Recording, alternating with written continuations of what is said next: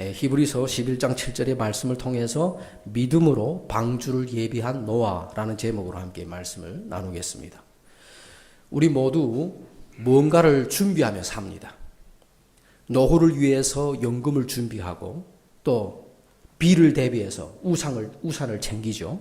그리고 질병을 대비해서 어떻게 합니까? 보험에 듭니다. 왜 그렇습니까? 아직 닥치지는 않았지만 반드시 올 것이라는 미래가 있기 때문입니다. 그런데 여러분에게 묻겠습니다. 여러분은 하나님의 심판에 대해서 어떤 보험을 들고 계십니까? 사람들 눈앞에서 경제 위기에는 민감하지만 영혼의 파멸에는 무서울 정도로 태만합니다. 오늘 본문의 노아는 모두가 평안하다, 안전하다라고 외치던 시대에 혼자서 거대한 방주를 지었습니다. 오늘 이 말씀을 통해서 이 세상이 미쳤다고 조롱하고 노아의 행동을 바보처럼 취급했던 그런 상황에서 그는 어떻게 하나님의 말씀에 순종해서 구원을 받았는지 거기에 대해서 우리가 함께 살펴보도록 하겠습니다. 여러분, 예수님께서 마태복음 24장에서 이렇게 말씀을 하십니다. 제자들이 마지막 때 어떤 일들이 일어납니까? 라고 질문했을 때 마지막 때의 상황에 대해서 주님이 말씀했죠. 그러면서 이 마지막 때의 상황이 어떤 시대와 비슷한지 거기에 대해서 이야기합니다. 마태복음 24장 36절부터 39절 우리가 보겠습니다. 그러나 그 날과 그 시각은 결코 아무도 알지 못하나니 하늘의 천사들도 알지 못하고 오직 내 아버지께서만 아시느니라. 여러분, 이 말씀을 꼭 기억하십시오. 오늘날 많은 적그리스도들이 나타나가지고 마치 자기가 재림 예수인 것처럼 이렇게 사람들을 미혹하는 경우가 많습니다. 여러분들이 그 한때까래 1982년도인가요? 다미 선교회라고 여러분이 들어보셨죠? 그때 마지막 종말이 온다고, 예수님의 재림이 온다고 많은 사람들을 미혹했죠. 그런 일들이 있단 말이에요. 그런데 그런 일들에 대한 후유증으로 오늘날 많은 교회 다니는 사람들이 예수님의 재림, 이 종말에 대해서 별로 관심이 없이 살아갑니다. 왜냐하면은 거기에 대해 별로 깊이 생각 안 합니다. 마치 우리가 언제 죽을지를 모르고 살아가는 것처럼 예수님의 재림에 대해서도 별로 관심이 없이 살아가고 있습니다. 하지만 초대교회나 정말 깨어있는 성도들은 항상 주님 오심에 대해서 준비하며 살았습니다. 그걸 우리가 기억해야 됩니다. 예수님이 언제 오실지 그 날짜는 누구도 모릅니다. 어떤 사람들은 자꾸 계산해서 이야기하죠. 그런데 절대 여러분들이 속지 마십시오. 예수님이 언제 올지 모릅니다. 그러나 성경은 분명히 예수님이 온다고 말씀합니다. 예수님이 오시는데 갑자기 올 것입니다. 자, 그리고 37절 이렇게 이야기하죠. 오직 노아의 날들과 같이 인자가 오는 것도 그러하리라. 이는 홍수 이전의 날들에 노아가 방주 안으로 들어간 날까지 그들이 먹고 마시며 장가가고 시집가고 하다가 노아 홍수가 임하기 전에 어떤 상황이 있었습니까? 하나님께서 분명히 노아를 통해서 경고를 합니다. 이제 홍수로 이 땅을 심판할 것에 대해서 이야기합니다. 그러면서 노아에게 방주를 지을 것을 말씀하죠. 노아는 묵묵히 방주 짓는 일을 꾸준히 해갑니다. 그게 시간이 얼마 걸렸습니까? 100년이 걸렸어요. 100년 동안 노아가 방주를 짓습니다. 여러분이 말이 100년이지 우리가 100년도 못 살잖아요. 예? 그렇잖아요. 우리가 100년도 못 사는 존재입니다. 그런데 이 긴 세월 동안 꾸준히 방주를 지어간다는 것은 놀라운 일이죠. 왜냐하면 창세기 2장에 보면은 이때 당시에는 어떤 환경입니까? 비를 보지 못했습니다.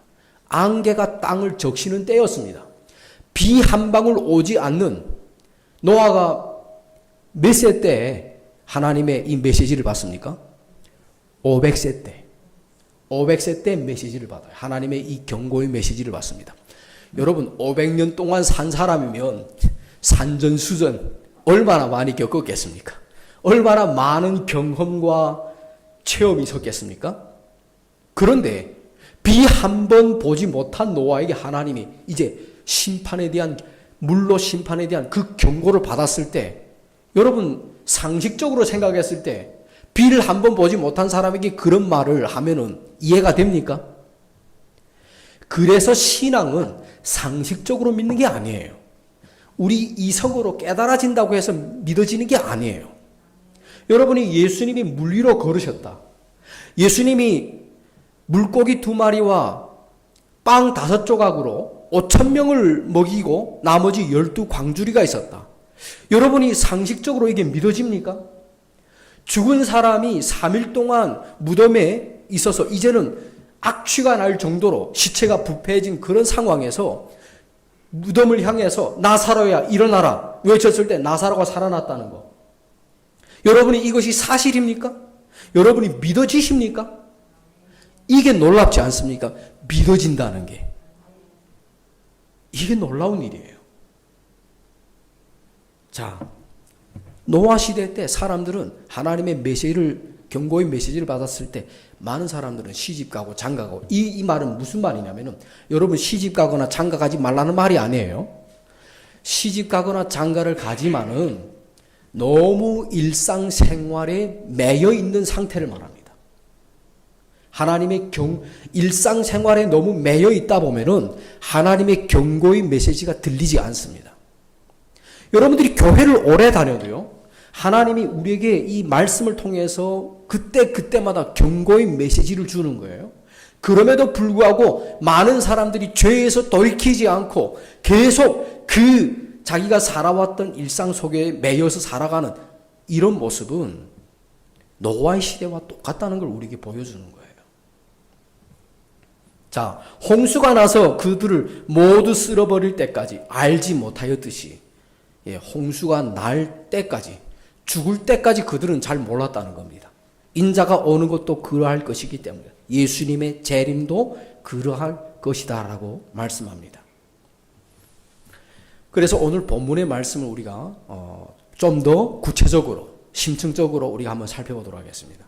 본문에서 우리에게 주는 교훈이 무엇인지. 첫 번째로, 믿음의 근거는 하나님의 경고하심에 대한 이성적인 굴복이라는 겁니다. 믿음의 근거는 믿음의 뿌리라고도 말하죠. 하나님의 경고하심에 대한 이성적인 굴복이다. 여러분, 믿음은 어디에서 옵니까? 들음에서 와요. 그래서 이 믿음은 계시가 항상 먼저 있다는 것을 우리에게 보여줍니다. 세상적인 철학은 믿고 결정한다는 거예요. 그러나 성경은 우리에게 뭐라 말합니까? 들음으로 인해서 우리가 믿게 된다는 겁니다. 그래서 믿음은 하나님을 아는 거예요. 하나님을 아는 거. 자, 7절 보겠습니다. 믿음으로 노아는 아직 보지 못한 일들에 대해 하나님의 경고를 받고, 여기 보면 믿음으로라고 이야기할 때는 이미 노아는 하나님에 대해서 믿는 그런 신앙을 가진 겁니다.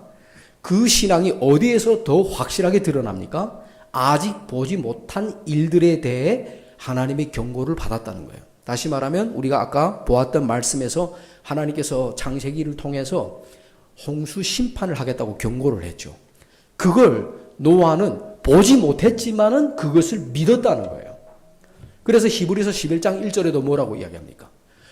믿음은 보지 못한 것들의 실체요, 자기 보지 못했던 것들의 실체요, 보지 아니한 것들에 대한 증거다라고 말씀하죠.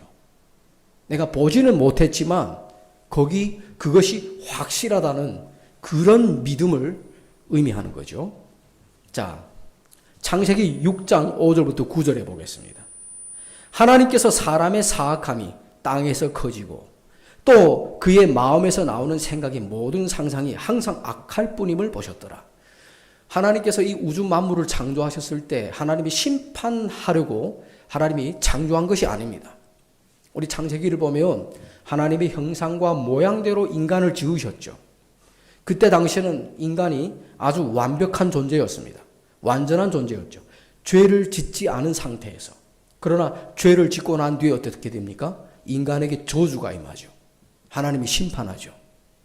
그래서 남자들은 땅에서 열심히 땀을 흘려 수고를 해야 땅의 소산을 먹고, 우리 여성들은 해산의 고통을 겪으면서 자녀를 낳아야 됩니다.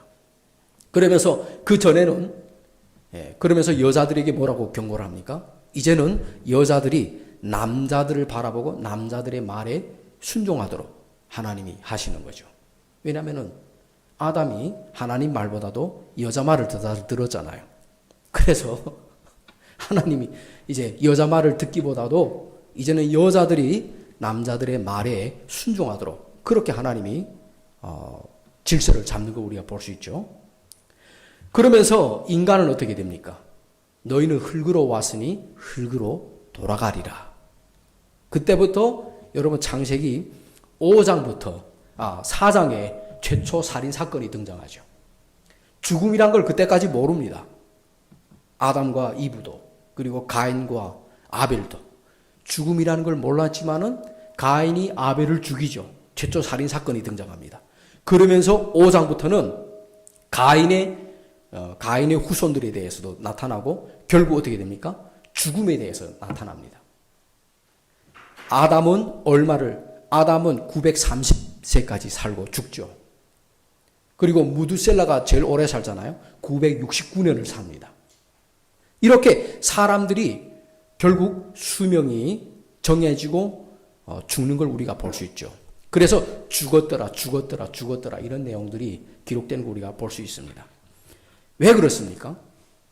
인간이 타락하고 난 다음부터는 인간의 마음에서 나오는 모든 생각이나 상상이 다 어떻습니까? 항상 악하다라고 하나님이 평가를 합니다. 그래서 어린 애들이 태어날 때부터 선합니까? 악합니까? 아이들이 악합니다. 애들을 우리가 보면은 자기밖에 모르잖아요. 우리 아이를 키워봐 알지만은 애들이 보면은 엄청 이기적입니다. 자기밖에 몰라요. 모든 생각하는 것들이 악하다라고 이야기합니다. 그리하여 주께서 땅 위에 사람들을 만드셨던 일이 그분을 돌이키게 하였고 또 그 일이 그분의 마음을 근심하게 하였더라. 하나님이 사람을 만들었던 일들에 대해서 그분의 마음이 근심하게 되었다는 거예요. 그리고 돌이키게 되었다는 겁니다. 그러면서 하나님이 홍수로 심판하기로 작정을 하죠. 7절에 보십시오. 이에 주께서 이르시되 내가 창조한 사람을 지면에서 멸하되 사람과 짐승과 기는 것과 공중의 날짐승까지 다 그리하리니 이는 내가 그들을 만든 일이 나를 돌이키게 하기 때문이라. 여러분이 저희가 이번에 그 사우디아라비아 이쪽에 뭐 카타르라든가 이런 중동 쪽으로 가보니까 그쪽에는 거의 광야입니다. 사막이 있고 광야가 있고 정말 그 척박한 그런 땅이더라고요. 근데 그 땅에 자원이 풍부하잖아요. 무슨 자원입니까? 기름, 오일이 나오잖아요. 석유. 그러니까 그 나라는 그렇게 사는 거예요. 근데 그 예전에 제가 그 창조과학에서 이렇게 본 내용들인데요. 어떻게 여러분이 석유, 우리 말하면 휘발유 이런 것들이 나오는지 아십니까? 이 기름이 다 무슨 기름인지 아십니까? 이게 다 동물들의 기름이래요. 석유가 어떻게 만들어지는가? 동물들의 기름이랍니다. 이 사람이나 이 동물들. 근데 여러분 우리가 이 기름들이 어떻게 돼서 나왔는가? 그걸 우리가 그 창조과학에서 이렇게 설명하는 걸 들어보면은 노아 홍수 때, 노아 시대 때 사람들이 대략 어느 정도 살고 있으니까 한 150억 명 정도 이 땅에 사람이 존재했다고 이야기합니다. 그리고 여러분들이 아시다시피 공룡들, 아주 큰 이런 동물들이 있었잖아요. 이런 동물들도 홍수 때 다 멸절된 겁니다. 그러면 다 땅에 묻혀서 어떻게 되느냐? 아마 이때 당시에 심판으로 인해서 이 석유가 그렇게 땅 밑에 이렇게 매장되면서 되었을 것이다. 이렇게 해석하는 것을 제가 봤습니다. 물론 거기에 대해서 뭐 반론하는 사람도 있고 하는데 중요한 것은 하나님께서 인간이 악하니까 하나님이 심판하기로 작정하셨고 물로 하나님이 이 땅을 지면을 쓸어버리는 거 우리가 볼 수 있습니다. 첫 번째 심판은 물의 심판이었지만 마지막 심판은 무슨 심판입니까? 불의 심판이에요. 영원한 지옥의 불로 하나님께서 심판하실 것입니다. 자, 그런 상황에서 하나님께서 땅의 모든 지면의 생명체들을 쓸어버리려고 하나님이 계획을 하셨는데 8절에 반전이 일어납니다. 그러나 노아는 주의 눈에 은혜를 입었더라. 여기에 주목해야 할 단어가 은혜입니다. 여러분들이 정말 이 세상이 악하고 절망스러운 상황이지만 하나님의 은혜를 입은 자가 복된 자라는 걸 여러분 기억하십시오. 오늘 저와 여러분이 세상에 나가지 않고 세상의 친구들이나 뭐 어떤 사람들은 교회를 다니지만은 이런 때에 또 도박판에가 앉아 있고 또 술판에가 앉아 있고 이런 사람들이 많아요. 근데 여러분들이 그래도 하나님 앞에 나와서 경배한다는 거 은혜를 입은 자들이에요. 아멘이십니까? 그리고 노아의 세대들은 이러하더라 하니라. 노아는 의인이요 자기 세대들에서 완전한 자더라. 노아를 하나님이 뭐라고 평가를 합니까? 하나는 은혜를 입은 자고 의인이고 자기 세대들에서 완전한 자라고 하나님이 평가를 합니다. 그리고 노아가 어떻게 합니까? 하나님과 동행했다라고 이야기합니다. 여러분, 하나님이 평가할 때 의인이요 완전한 자요 은혜를 입은 자를 어떻게 우리가 볼 수 있습니까? 하나님과 동행하는 삶. 저와 여러분이 교회 올 때만 하나님과 동행하는 것이 아니라 여러분들이 일상생활에서도 하나님이 동행하는 삶을 사셔야 됩니다. 그래서 에녹은 하나님과 300년 동안 동행했다고 이야기하잖아요. 그래서 죽음을 보지 않고 들림을 받잖아요. 그것처럼 하나님과 동행하는 삶이 아주 중요합니다. 종교개혁 당시에도 종교개혁 구호를 외쳤던 사람들이 오직 하나님 앞에서 코람데오라는 그 구호를 외쳤죠. 코람데오라는 말이 하나님 앞에서라는 말이에요. 여러분들이 하나님 앞에서 내가 살아가고 있다. 이런 마음을 가지고 우리가 살아야 된다는 겁니다. 자, 창세기 6장 13절부터 14절에 보니까 하나님께서 노아에게 이르시되 모든 육체의 끝이 내 앞에 이르렀으니 이는 땅이 그들로 인해 폭력으로 가득하기 때문이라. 보라, 내가 그들을 땅과 함께 멸하리라. 노아의 시대가 얼마나 악했는지 우리에게 보여줍니다. 폭력으로 가득했다. 여러분, 지금 우리가 살아가는 이 세상에도 폭력이 난무하는 세상이죠. 서로 자기 이권 다툼 때문에 어떻게 합니까? 정치판도 개판이고 민족과 민족도 지금 계속해서 갈등을 겪고 있고 얼마나 지금 시끄러운지 모르겠습니다. 뉴스만 보면 기쁜 소식이 없어요. 물론 저 북한의 뉴스는 항상 기쁜 소식이에요. 북한에는 절대 부정적인 내용을 방송하지 않습니다. 항상 위대한 수령님께서 장군님께서 그러면서 사람들이 제가 어렸을 때는 북한 방송 보고 자랐잖아요. 고슴도치와 다람쥐, 명령공 이치로 뭐 이런 영화를 보면은 엄청 긍정적인 방송들이에요. 근데 한국이나 또 다른 이 나라 지금 자유가 있는 나라들의 방송들을 보면은 너무 지금 온갖 세상에 있는 부정부패를 다 들춰서 방송하다 보니까 방송 보기가 싫어요.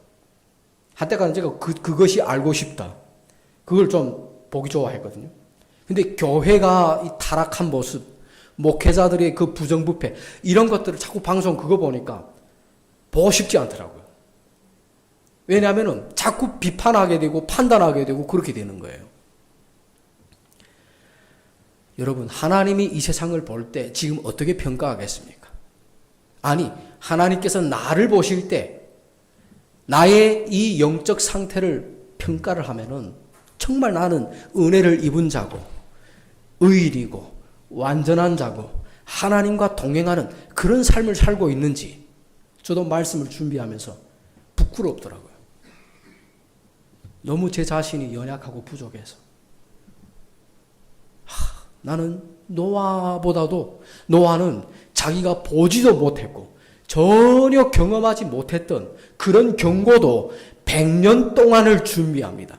500년을 살았던 노아가 100년 동안 보지 못했고 체험하지 못했던 하나님의 그 경고, 홍수 심판을 위해서 묵묵히 준비하는 걸 보면서 저는 깜짝 놀랐습니다.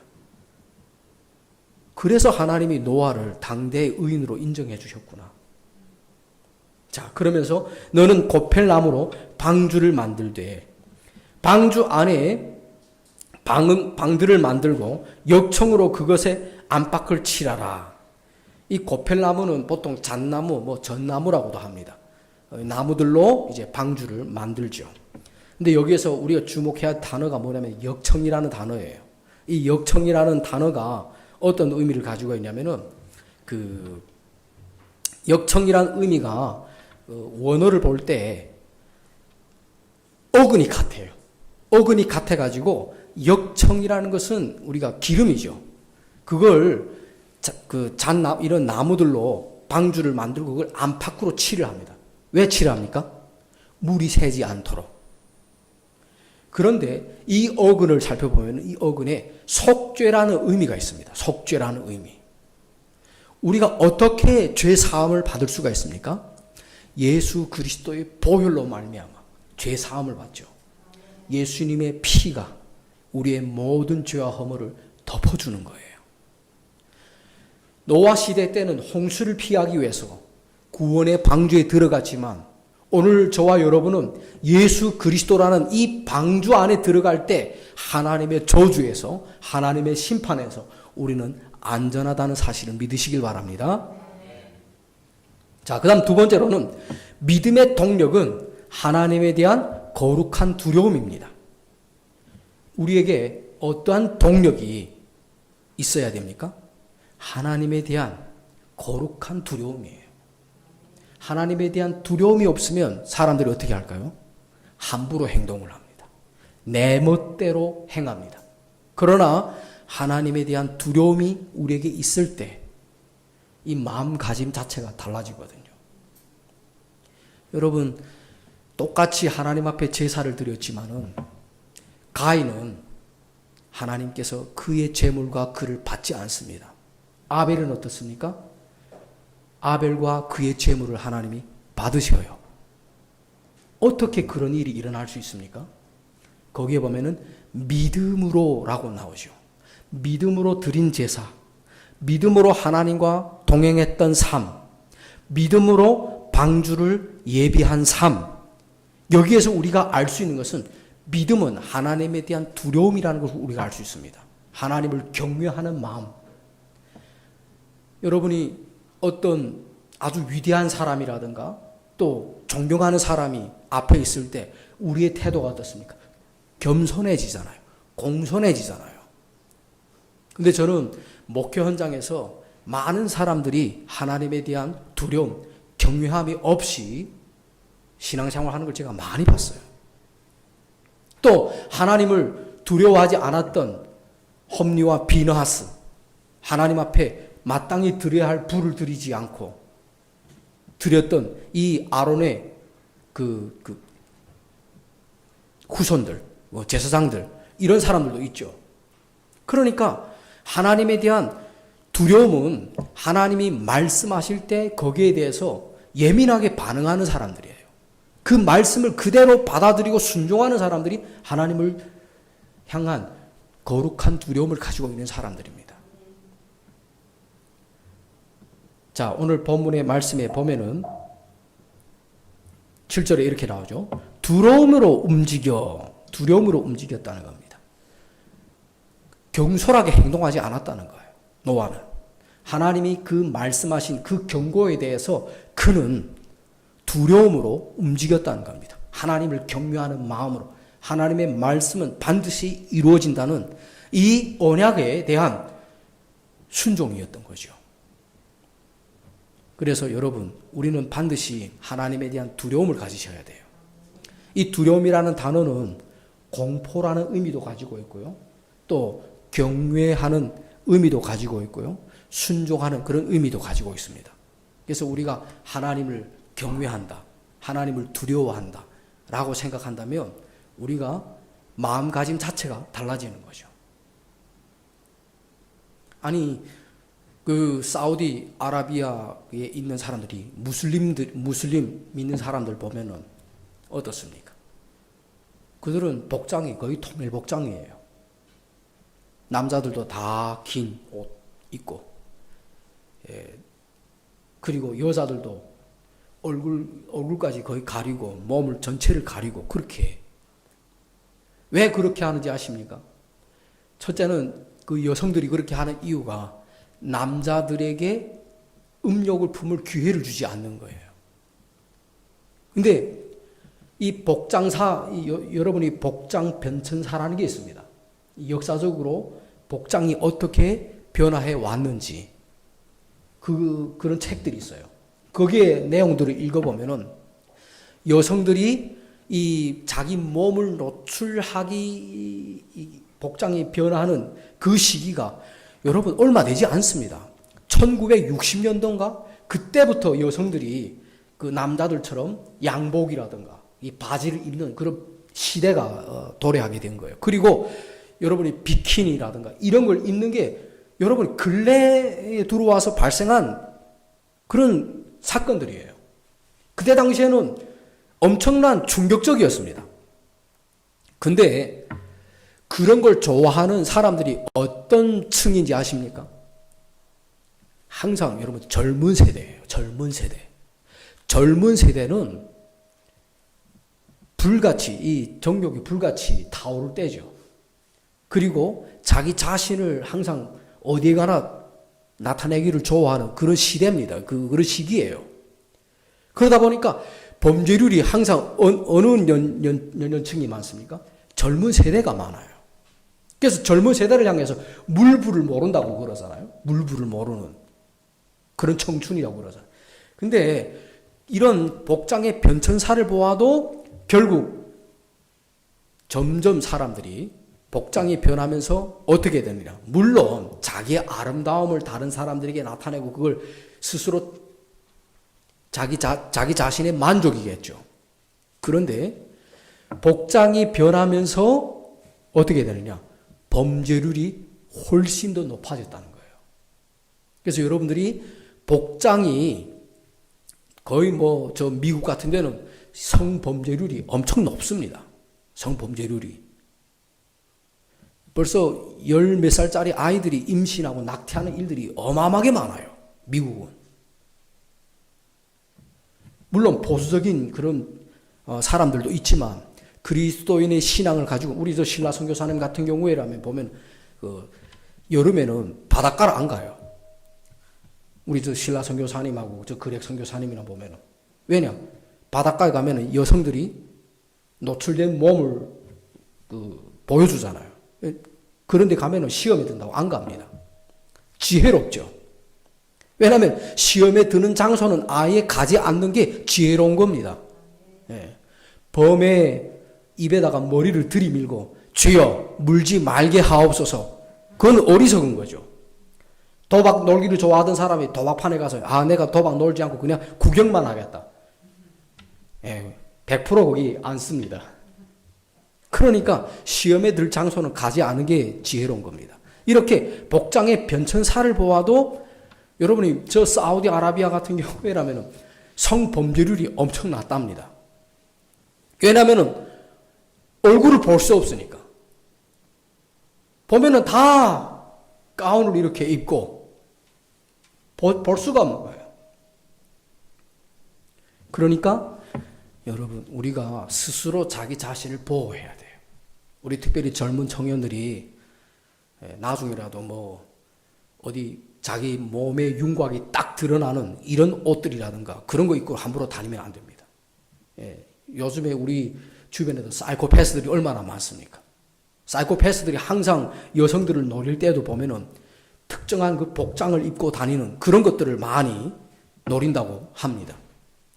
그런 것들을 우리가 미리 범죄를 방지하기 위해서는 스스로 자기 자신을 여러분들이 보호해야 돼요.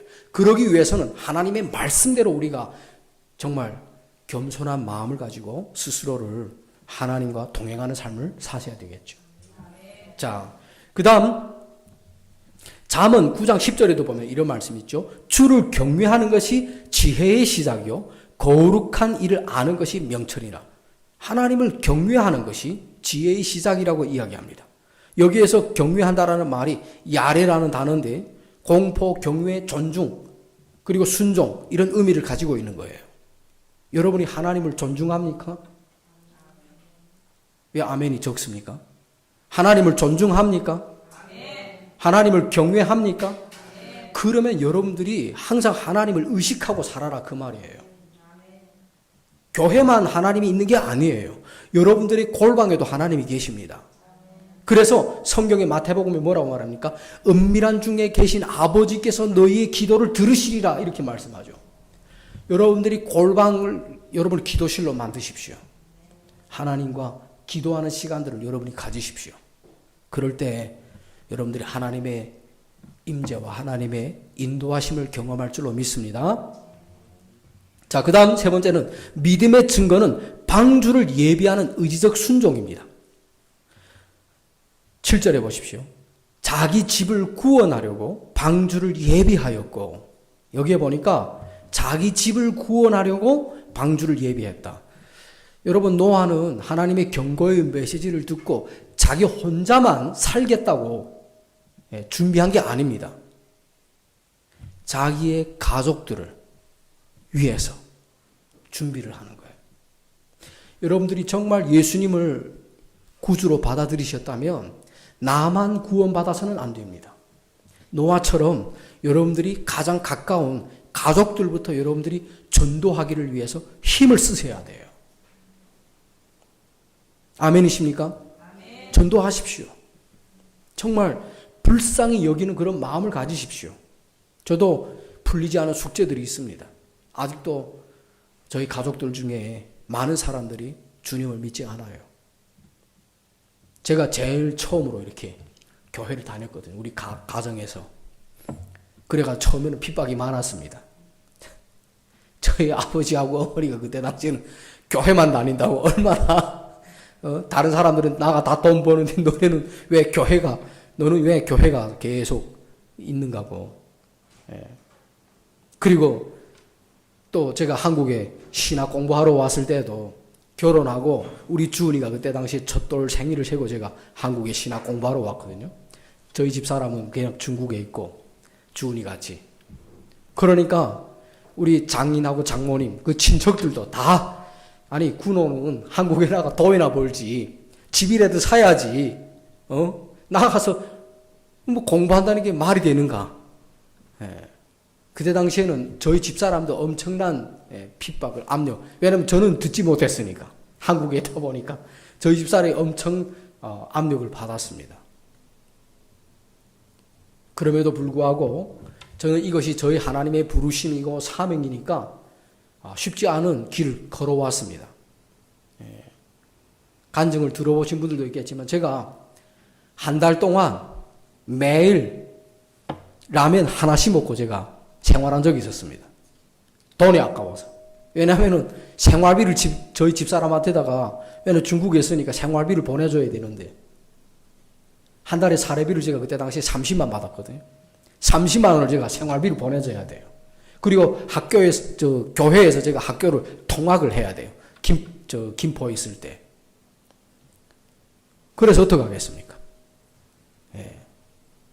매일 저녁만 먹었습니다. 저녁만 라면을 계속 하나씩 이렇게 끓여 먹고 돈을 아끼느라고. 근데 한 달 동안 그렇게 먹다 보니까 제 몸이 안 되겠더라고요. 그래서 이거 뭐 공부를 마치기 전에 순교를 하겠더라고요. 그래서 마음 먹고 그 교회 그 신학교에서 같이 공부하는 우리 그 동기들하고 같이 먼저 식사하자고. 왜냐면 식사할 때마다 제가 혼자 도서관에 앉아 있었거든요. 다른 사람 같이 밥 먹으러 나갈 때 다 같이 나가잖아요.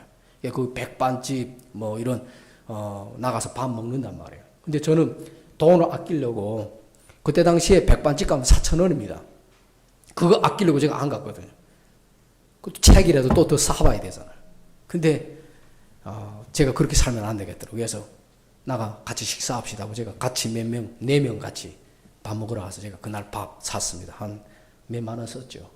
그랬더니 그제서야 그 사람들이 제가 중국에서 왔고 또 전도사고 이런 상황을 알고 그 다음부터 그분들이 밥 사는데 제가 거의 2년 동안 밥 얻어만 먹었습니다. 밥 먼저 사고 이렇게 얻어만 먹고 제가 사겠다니까 못 사게 하더라고요. 예. 근데 그렇게 끈끈한 관계를 맺었던 분들 지금도 연락을 해요. 지금도. 제가 중국에 갔을 때에도 가끔씩 저한테 이렇게 후원해주고 제가 한국에 올 때마다 밥 사주고 또 선교 헌금도 주고 그렇게 지금도 연락을 합니다. 너무 감사했죠. 여러분 우리가 정말 하나님이 기뻐하는 일을 위해서 우리가 순종할 때 하나님은 책임져 줍니다. 여러분 인간적인 계산과 생각을 자꾸 굴리지 마십시오. 인간적인 생각과 계획대로 가면 하나님이 그대로 가도록 놔둡니다. 여러분들의 인생을 여러분이 스스로 책임지도록 놔둡니다. 그러나 하나님께 우리의 인생을 맡길 때 하나님이 책임져 줘요. 물론 그 과정에 있어서는 여러 가지 고난들이 있지만 오히려 그 고난들을 통해서 하나님은 우리를 더 성숙하게 만들어가요. 그걸 우리가 알 수 있죠. 그래서 이 믿음의 증거는 방주를 예비한 의지적인 순종에 있었다. 이 말은 노아의 믿음이 어디에서 확실하게 드러납니까? 순종에서 드러나는 거예요. 순종에서 드러납니다. 창세기 6장 22절에 보십시오. 노아가 그와 같이 하되 하나님께서 자기에게 명령하신 모든 것에 따라 그가 그대로 행하였더라. 하나님께서 명하신 모든 것에 따라 그가 그대로 행했다. 이게 믿음의 순종이에요. 여러분 행함이 없는 그 믿음은 죽은 믿음이라고 이야기하죠. 야고보서에서. 여러분들이 믿습니다 하고 순종하지 않으면 그 믿음이 온전한 믿음이겠습니까? 여러분이 사랑합니다 고백하고 나의 계명을 지키지 않는 자들은 나를 사랑하는 자가 아니다라고 성경은 분명히 주님이 말씀하시죠. 주님을 사랑합니다. 주님을 경배합니다. 그런 고백을 하고 여러분들이 믿음으로 경배를 드리지 않으면 그게 무슨 참된 신앙이겠습니까? 그래서 이 믿음이라는 단어에는 여러분이 믿음은 명사가 아니에요. 믿음은 동사입니다. 믿음으로 제사를 드리고 믿음으로 하나님과 동행하고 믿음으로 준비하고 그걸 지금 히브리서에서 11장에서 우리에게 가르쳐 주는 겁니다. 결론적으로 말씀드리겠습니다. 여러분이 이 하반절에 보십시오. 그것으로 말미암아 그가 세상을 정죄하고 믿음으로 말미암는 의의 상속자가 되었느니라 라고 말씀하죠. 믿음의 결과는 어떻게 됩니까? 세상의 정죄와 의의 상속자가 되었다는 것입니다. 여기에 보면은 노아의 믿음은 두 가지 결과를 낳았습니다. 첫째는 세상을 정죄했습니다. 노아의 구원은 곧 세상의 멸망이 정당함을 입증하는 기준이 되었습니다. 그리고 둘째는 의의 상속자가 되었다는 겁니다. 여러분, 심판의 비는 반드시 내립니다. 앞으로 심판의 불은 반드시 임합니다. 노아 시대의 사람들도 문이 닫히기 직전까지는 웃고 즐겼죠. 그러나 하나님께서 문을 닫으시는 순간 우리 창세기 7장 16절에 보면은 문을 닫는 것은 누가 닫습니까? 하나님이 닫습니다. 하나님이 닫을 때에 그들의 모든 기회는 영원히 사라집니다. 예수님이 심판이 도래할 때 후회해도 소용이 없습니다. 그래서 여러분이 영원한 어두운 데 가서 이를 갈미 있으리라 이런 표현이 성경에 자주 나타나죠. 복음서에서. 그때는 후회해도 소용이 없다는 거예요. 기회는 지금이에요. 지금이 여러분들이 은혜 받을 때이고, 지금이 여러분들이 회개할 때이고, 지금이 여러분들이 용서받을 때이고, 지금이 바로 구원받을 때라는 사실을 기억하십시오. 오늘 여러분 앞에 놓인 방주는 나무 배가 아니라 예수 그리스도이십니다. 하나님의 심판 경고를 사실로 받아들이고 이성을 굴복시키십시오. 여러분의 죄를 지적하시는 하나님 앞에 거룩한 두려움으로 서십시오. 지금 즉시 그리스도라는 방주 안으로 들어오는 순종을 결단하십시오. 세상이 여러분을 조롱하는 것은 잠시뿐입니다. 방주 안에서의 안전은 영원합니다. 그래서 여러분, 오늘도 저와 여러분에게는 이 그리스도라는 방주가 준비되었습니다.